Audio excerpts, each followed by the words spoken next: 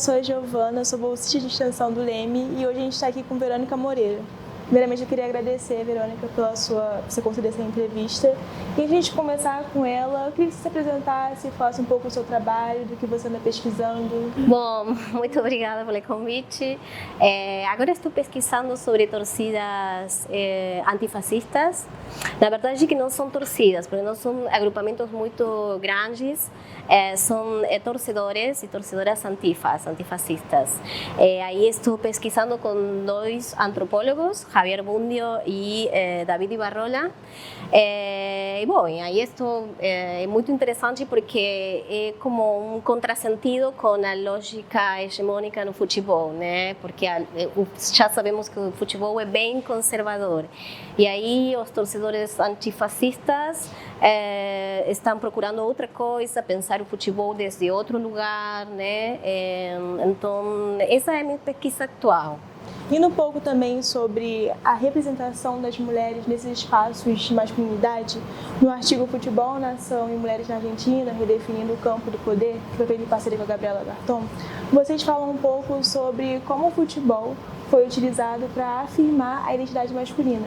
E quando mulheres tentam ocupar espaços considerados masculinos, seja como pesquisadora de campo, atleta, narradora, acaba sofrendo muita resistência. Eu queria que você falasse um pouco como você enxerga esses desafios e como eles revelam sobre como o esporte ainda é estruturado hoje em dia.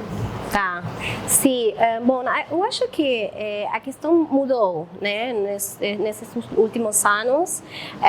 Para as pesquisadoras, especialmente, eu não acho um problema assim tão evidente de fazer pesquisa, por exemplo, em âmbitos masculinos, ser pesquisadora, ser professora da universidade, analisar esses temas assim, que são, não, como temas de homens, tá? Não, eu não acho agora. Eu sei de outras pesquisadoras, colegas de outros anos, por exemplo, o ano 2000, elas tentaram colocar esses temas na universidade para pesquisar e eu sei que não foi fácil para elas. De fato, elas fizeram trabalhos sobre mulheres nos estádios de futebol, sobre torcedoras e também tentaram escrever sobre futebolistas e não lograram colocar esses temas aí para discussão nas mesas dos congressos, do GT, para analisar esses temas. Eu sei que foi um pouco aí, tiveram resistência por outros colegas, inclusive estudantes, sim. Mas agora eu acho que não existe isso, né? Avançou muito a questão do movimento feminista lá na Argentina e isso atravessou muitos outros espaços. Mas com as atletas, aí também acho que mudou a questão. Eles têm muita mais visibilidade, têm muitos mais direitos nos clubes, mas acho que é mais difícil. Se nós aí colocamos o foco no futebol feminino, tá, na Argentina agora é profissional, desde 2019, mas é uma questão de reconhecimento simbólico e também tem alguma questão de reconhecimento material, porque as jogadoras, por exemplo, elas recebem dinheiro, mas é muito pouco, é um salário mínimo, que na Argentina seria como aqui, não, na Argentina como elas recebem salário como se fosse a quarta divisão do futebol masculino, ou seja, não conseguem viver de futebol. Então, elas estão melhor, mas falta muito nesse sentido. Elas ainda essa estrutura patriarcal, essa estrutura de poder está muito forte, sim? Não é fácil para o futebol.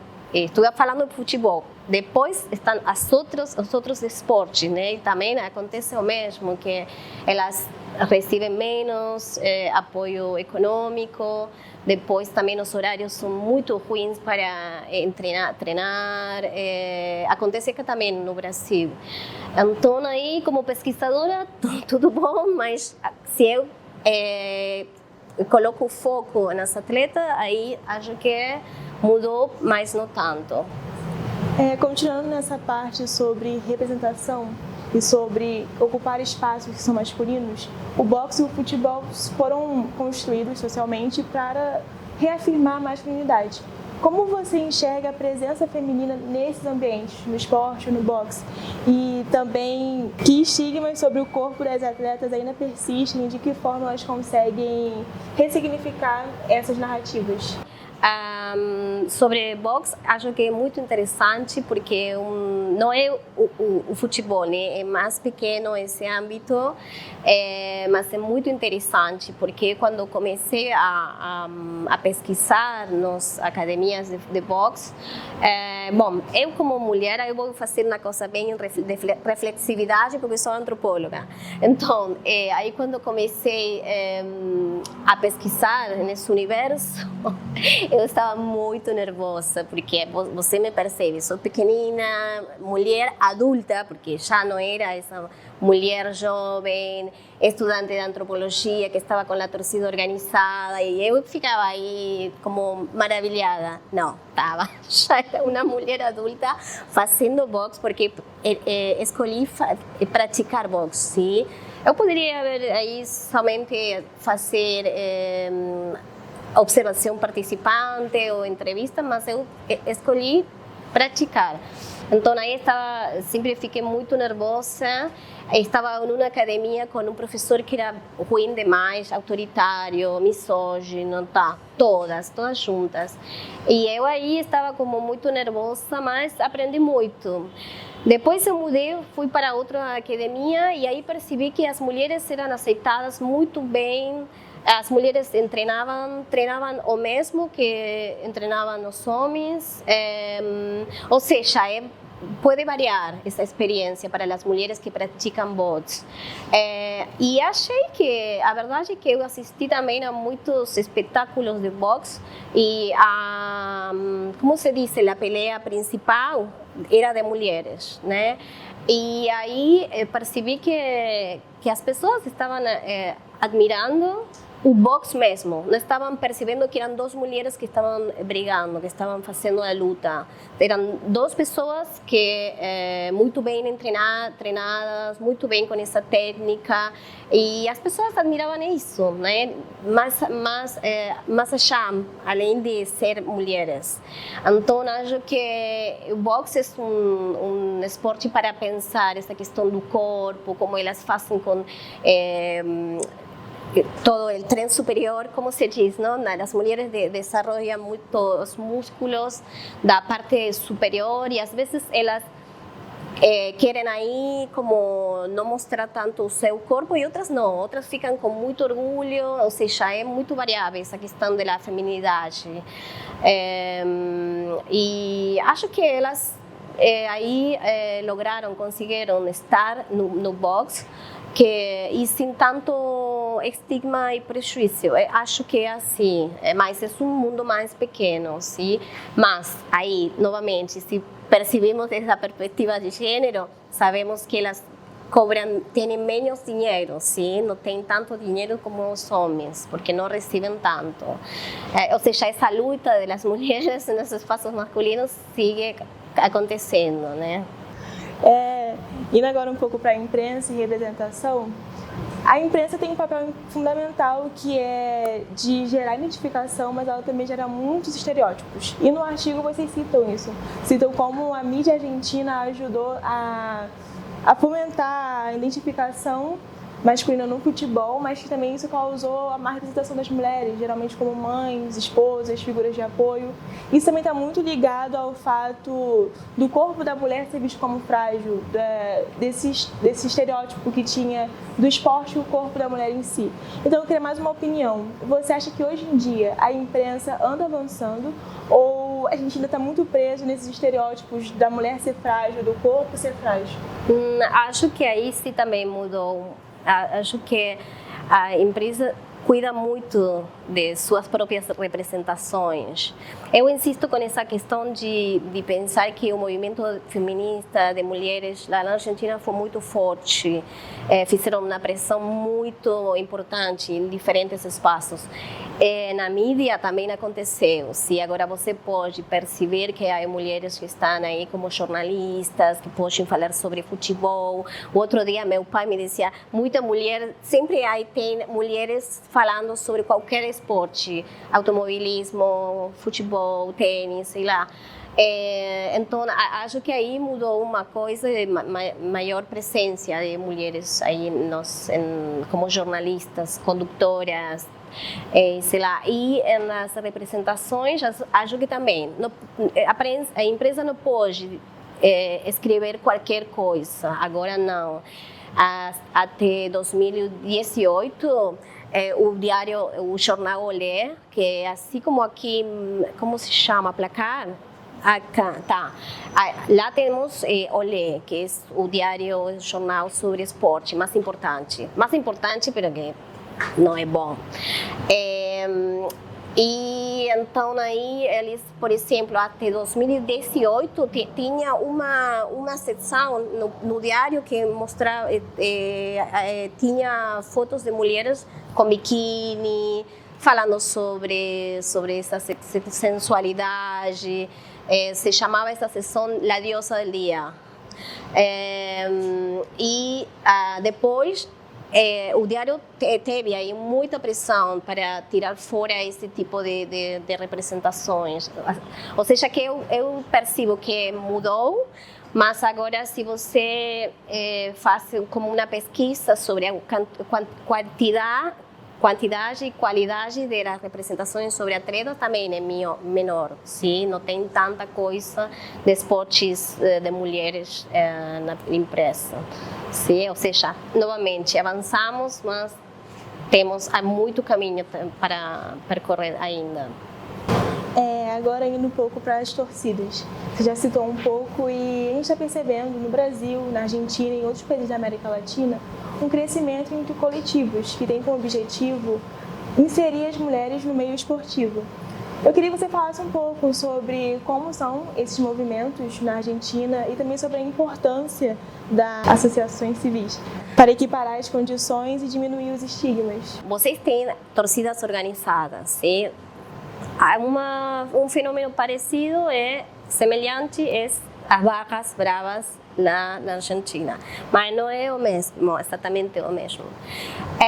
E lá nas barras, que tem esse jeito tão particular de estar nos estádios, que tem como a violência física como parte da sua identidade, eles formam um fenômeno particular, sim? Gostam de brigar, tá? Tem aí muito relacionamento com os diretores dos clubes, e eles não são mais bem clandestinos, não tem personeria jurídica como acá, não são associações civis. Por o contrário, ficam aí, mas não tem esse cartão de identidade, como que pertencem ao mesmo grupo, não. E depois, não sei se é tanto coletivo, assim como aqui, tá? Porque não só tem torcida organizada, também tem outras torcidas muito diferentes, sei lá. Bueno, lá na Argentina não é tanto. Sim, existe um grupo que que tem muitas torcedoras de diferentes clubes, que se llama la Coordinadora Sin Fronteras del Fútbol Feminista. Entonces ahí acho que é muito interessante esse fenômeno, porque são torcedoras e pessoas da comunidade LGBT, mas que estão pensando no futebol de outro jeito, de outra maneira. E aí eu identifico isso como um coletivo, sim, que está muito também pensando esse outro futebol. Mas não é tampouco tão grande, tão abrangente, tão grande. Então tem torcedoras e pessoas da comunidade LGBT, mas não são tantas. Mas acho que é como muito distinto. muito, mas elas tampouco não têm essa personeria jurídica, não são associações civis. E também tem outra coordenadora, que é a coordenadora de direitos humanos no futebol, que também é muito legal, que é transversal, tem torcedores e torcedoras de diferentes times. Isso é muito interessante, por quê? Porque lá temos essa questão do aguante, de brigar o tempo todo, e aí quando os torcedores de diferentes times se juntam para fazer outra coisa, seja para brigar, para lutar por mais direitos humanos, é muito legal, né? Temos essa questão da rivalidade que se torna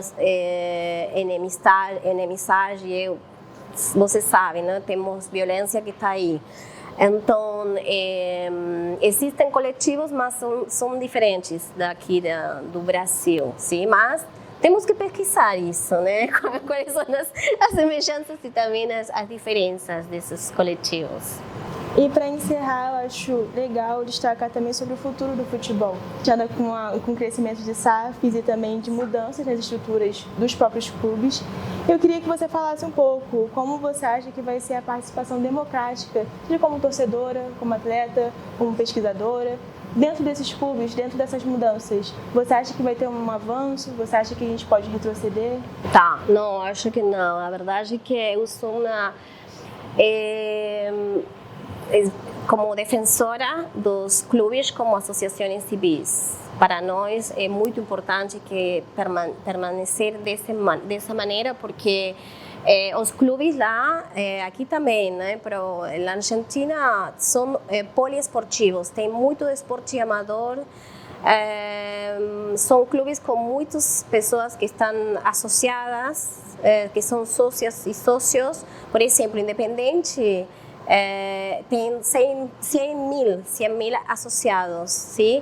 Algumas dessas pessoas fazem esporte, praticam esporte no clube, tem um perfil de clube popular nesse sentido, sim? Que é mais econômico praticar algum esporte. E é um patrimônio cultural, é um patrimônio físico, tem patrimônio dos prédios mesmos, material, tem seus próprios jogadores e também é um patrimônio cultural, tá? E o que acontece? O movimento neoliberal quer avançar sobre isso, né? E os representantes da direita mais forte agora, a extrema-direita no país, quer aí mudar a lei para dar oportunidade de empresários, grandes empresários, tentar comprar os clubes, sim? Então, na verdade que eu acho aí um grande retrocesso. Para nós, essa é uma grande bandeira que temos que defender, porque não é só futebol. É difícil para compreender para alguns torcedores, mas não é só futebol. Futebol, mas outros esportes, a vida também, cada 2, 3 ou 4 anos nesses clubes acontece que as pessoas podem votar a seus próprios diretores, as próprias, por exemplo, mulheres. Aí também é uma questão, há poucas mulheres sendo diretoras desses clubes, então aí também tem que dar batalha, dar luta, não, para lograr essas posições dentro dos clubes. Mas, por exemplo, aí podem agrupamentos feministas podem estar aí. De fato, 2018 foi um ano muito importante, porque em diferentes clubes abriram as áreas de gênero, sim, os espaços de gênero, para pensar as violências, abusos, o acoso sexual contra as mulheres, tudo para pensar, problematizar e erradicar a violência por motivos de gênero e orientação sexual. Então, imagina que são espaços onde nós, por exemplo, se fôssemos torcedoras do Independente, sócias, nós podemos com outras pessoas apresentar um projeto para dizer, aqui temos que fazer a abertura desta área de gênero para pensar e problematizar estas questões. Então, é um âmbito muito importante da democracia, é como um espaço onde podemos votar, podemos nos apresentar também como representantes de sócios, enfim, tem muita coisa nesse sentido. Imagina que um clube muda para a SAF, ninguém tem controle sobre isso.